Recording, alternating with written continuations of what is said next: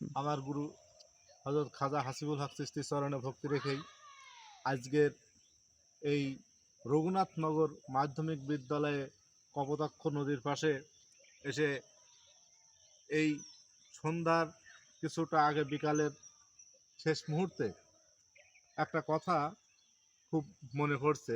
সেটা হচ্ছে এই প্রকৃতি সবই আল্লাহর অনুগ্রহ প্রাপ্ত, যার কারণে প্রকৃতির যে সৌন্দর্য বা আকর্ষণ সেটা প্রত্যেকটা মানুষের ভিতর বিভক্ত।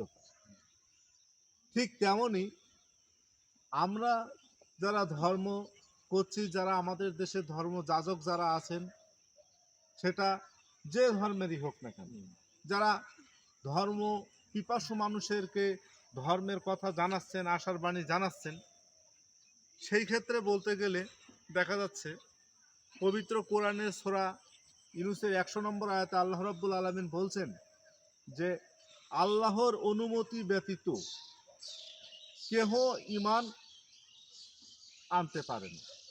এই কথাটা আল্লাহ রাব্বুল আলামিন বলছেন। তাহলে আল্লাহর অনুমতি যদি পেতে হয়, তাহলে আল্লাহর অনুমতি পেতে গেলে কি করণীয়? আমরা তো 5 ওয়াক্ত নামাজ পড়ছি, জুম্মা পড়ছি, রোজা, হজ, যাকাত সবই তো করছি, কিন্তু এই করার ভিতরেও আল্লাহর অনুমতি আমরা পাচ্ছি কিনা? যদি আল্লাহর অনুমতি যদি না পাই, তাহলে এই নামাজ পড়া, হজ, রোজা, যাকাত যাই করছি না কেন, তাকে কোনো কাজে লাগবে নাকি? তাতে কোনো কাজে লাগবে না। তাহলে আগে আল্লাহর অনুমতি পেতে গেলে আল্লাহর অনুগ্রহ ভাজন হতে হবে। যদি কোনো মানুষ আল্লাহর অনুগ্রহ ভাজন না হয়, তাহলে সে আল্লাহর অনুমতি পাবে না। তাই এই কারণে পবিত্র কোরআনের সূরা নূরের 56 নম্বর আয়াতে আল্লাহ রাব্বুল আলামিন বলছেন, তোমরা সালাত কায়েম করো, সালাত আদায় করো, সালাত কায়েম করো, যাকাত আদায় করো এবং রসুলের আনুগত্য করো, যদি তোমরা আল্লাহর অনুগ্রহ ভাজন হতে চাও।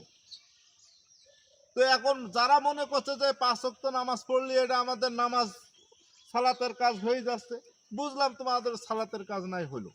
যারা বলছে আমরা ওই বছরে লুঙ্গি, শাড়ি, কাপড়, কিছু টাকা মানুষকে দিচ্ছে, আমাদের যাকাত হয়ে যাচ্ছে, এটাও বুঝলাম নাই হলো।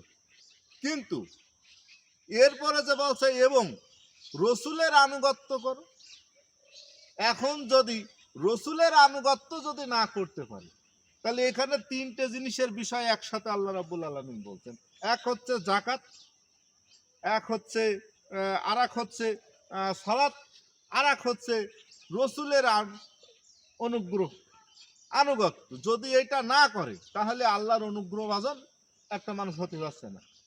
তাহলে বর্তমান সময়ে যারা বলছেন, যে সমস্ত ধর্ম যাজকরা বলছেন যে নবী মুহাম্মদ সাল্লাল্লাহু আলাইহি সাল্লাম শেষ রসুল, পৃথিবীতে আর কোনো রসুল নাই, তাহলে নামাজ আপনি পড়লেন, নামাজ আপনি যাকাত দিলেন, এখন রসুলের আনুগত্য তো আপনি করতে পারছেন না। তা যদি আপনি না করতে পারেন, তাহলে তো আপনার এই নামাজ পড়া আর আপনার এই যাকাত দেওয়া এ তো সবই মিথ্যা হয়ে গেল। তাহলে তো আর আপনি আল্লাহর অনুগ্রহ ভাজন হতে পারছেন না। কারণ আল্লাহর অনুগ্রহ ভাজন হওয়ার শর্ত তো 3টি: সালাত থাকতে হবে, যাকাত থাকতে হবে, রসুলের আনুগত্য থাকতে হবে। তা আপনারা সমাজ যারা ধর্ম প্রচারক, তারা যারা বলছেন যে নবী মুহাম্মদ সাল্লাল্লাহু আলাইহি সাল্লাম শেষ রসুল, পৃথিবীতে আর কোনো রসুল নেই, তাহলে আপনারা কিভাবে আল্লাহর অনুগ্রহ ভাজন হবেন? আর কিভাবে বা আল্লাহ আপনার অনুমতি দেবে আপনার ঈমান আছে?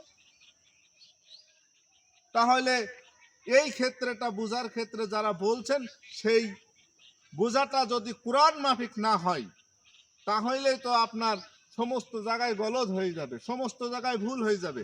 এই কারণে আল্লাহ রাব্বুল আলামিন বলছেন পবিত্র কোরআনে সূরা আল ইমরানের 81 নম্বর আয়াতে, নবীদের কাছ থেকে আল্লাহ রাব্বুল আলামিন যখন অঙ্গীকার গ্রহণ করছেন, হে নবী, তোমাদের কিতাব ও হিকমত যা কিছু তোমাদেরকে দিয়েছি, তার প্রত্যয়নকারী রূপে একজন রসুল আসবে। তাহলে এই যে নবী মুহাম্মদ সাল্লাল্লাহু আলাইহি সাল্লাম, তো ওখানে তিনি আল্লাহ রাব্বুল আলামিনের কাছে হয়তো অঙ্গীকার করছেন, তখন ওনার কাছে একজন রসুল আসছেন। সেই রসুল কিভাবে আসছে? সূরা আল ইমরানের 1 নম্বর আয়াতে আল্লাহ রাব্বুল আলামিন বলছে যে আমি মুমিনদের প্রতি অনুগ্রহ করিয়াছি। এবং তাহাদের মধ্যে হইতে আমি রসুল প্রেরণ করিয়াছি যে আমার আয়াতসমূহ তেলাওয়াত করে, তোমাদেরকে পবিত্র করে, তোমাদের কিতাব ও হেকমত শিক্ষা দেয়, আর যা কিছু তোমরা জানো না তা তোমাদেরকে শিক্ষা দেয়, কারণ ইতিপূর্বে তোমরা ছিলে স্পষ্ট পথভ্রষ্ট। সূরা আল ইমরানের 164 নম্বর আয়াতে। তাহলে কুরআন মাফিক দেখা যাচ্ছে যে নবী মুহাম্মদ সাল্লাল্লাহু আলাইহি সাল্লামের পরেও রসুল থাকছেন। সেই রসুল কোন জায়গা থেকে আসছে? মুমিনদের মধ্য থেকে আসছে। তাহলে বর্তমান যে সকল ধর্মযাজকরা যারা সমাজের ধর্ম সম্পর্কে মানুষকে জানাচ্ছেন, তারা যারা বলছে যে বর্তমান সময়ে আর কোনো রসুল নাই, তাদের কথাটাই তো মিথ্যা। এই কারণেই মুমিন থেকে যে সমস্ত রসুলগণ আছেন, গুরু রসুল, এই সম্মুখ গুরু রসুলের কাছে এসে তার সাথে যখনই তার আনুগত্য স্বীকার করা হচ্ছে, তখন একজন মানুষের ওই সালাত জাকাত আর সূরা নূরে 56 নম্বর আয়াতে গিয়ে ওই রসুলের আনুগত্য যখন করা হচ্ছে, একজন সম্মুখ গুরু রসুলের আনুগত্য যখন করা হচ্ছে, তখন ওই ব্যক্তি আল্লাহর অনুগ্রহ ভাজন হচ্ছেন। আর যখনই আল্লাহর অনুগ্রহ ভাজন হচ্ছেন, তখনই সূরা ইমরানের 100 নম্বর আয়াতে আল্লাহ তাদের অনুমতি দিতে পাচ্ছেন যে তাদের ইমান আনার ক্ষেত্রে আল্লাহ অনুমতি দিতে পাচ্ছেন, তাছাড়া কিন্তু পাচ্ছেন না। এই কারণে একজন সম্মুখ গুরু রসুলের কাছে এসে তার হাতে বায়াত গ্রহণ করে, তার হাত আল্লাহর হাত, তার হাত রসুলের হাত নয়, ওই হাতটা আল্লাহর হাত, ওই রসুলের চেহারা আল্লাহর চেহারা, তার ব্যক্তি রসুলের চেহারা নয়, ওই রসুলের পা আল্লাহর পা, ব্যক্তি রসুলের পা নয়, সেখানে আল্লাহ বাত্র করে সেজদা ভক্তি দিয়েই তার হাতে বায়াত গ্রহণ করে একজন সম্মুখ গুরু রসুলের কাছে এসে তার আনুগত্য স্বীকার করে জাকাত, সালাত ও জাকাত এবং তার রসুলের আনুগত্য স্বীকার করে নিয়েই আল্লাহর অনুগ্রহ ভাজন হয়ে আল্লাহ যাতে ঈমান রাখা যায়, সেই আল্লাহর ঈমান মানুষ যেন ঈমান রাখতে পারে, সেই কারণে আল্লাহর অনুমতি যেন পায়, সেই আশা ব্যক্ত করে আমি এই সন্ধ্যার সময় এখানেই আমার সংক্ষিপ্ত কথা শেষ করছি। জয় গুরু, আমার গুরু খাজা হাসিবুল হক চিশতি চরণে ভক্তি।